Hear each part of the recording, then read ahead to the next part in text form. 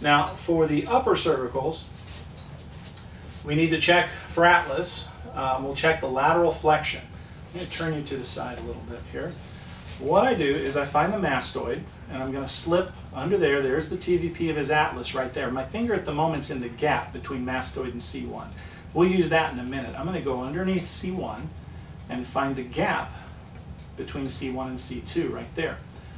And I'm laterally flexing. As he does this lateral flexion, I'm trying to isolate it right there at my finger. As we do this lateral flexion, the spinous, or the TVP, should close onto the C2 TVP. And I can feel that happening right there. Now I will walk around. In this case, we'll just spin him around this way. I would walk around to the other side.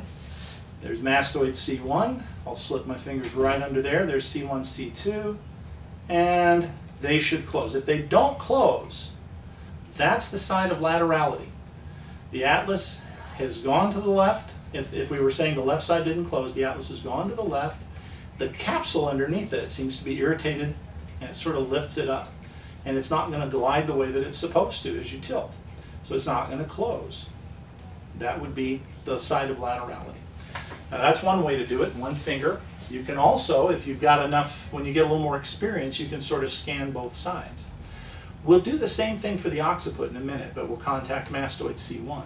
So I can go ahead and contact mastoid C1 and C2. I can feel all three of those structures. I can tilt. I'm focusing on my right hand right now, looking for those guys to close. I'm feeling for resistance on that side. Not pushing, just feeling for the joint play. And see, everything closes really nicely on his left, so there's no problem there. On the right side, I was feeling something. C1, C2 were closing, so it's not an Atlas, or that leaves us occiput. If it were an Atlas, if we were saying it's his right Atlas, there's two other pieces of information I need to get. I need to find out if his chin is up or down, if he has an S or I component to that Atlas, and I need to check the rotation and see if there's a theta Y component. Since he's sitting, it's convenient to do the rotation right now. I'm putting this part of my finger right on the back of the ring of his Atlas, and I'm just going to feel for resistance. As he goes around to the nose to the left, I'm just feeling the right side. It's got a little pushback right there. As I go here, it's got a lot of give. So his right Atlas feels posterior. So if it were an Atlas, we said his left Atlas, we were pretending a minute ago, his left Atlas wasn't closing. So it would be an A something L. This side of the Atlas is posterior. So that makes this side of the Atlas over here anterior. You're going to list it based on the side you contact, and we're going to contact the side of laterality. Now to do the S or the I component, we're going to need to stand him up. Now all we have, if we don't have a film, all we have is observation to find out what's going on with his Atlas.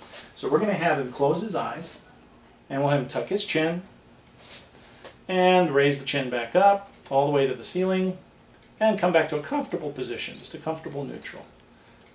Okay. Now in his case, he doesn't really have an Atlas problem, but if he had this kind of situation where the chin was up, I would expect that the tubercle is superior, so we'd call him an AS.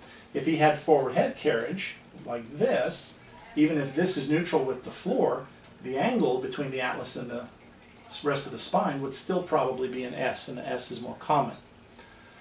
An AI would look a little more like that. Okay? All right, now he happens to have a PS condyle.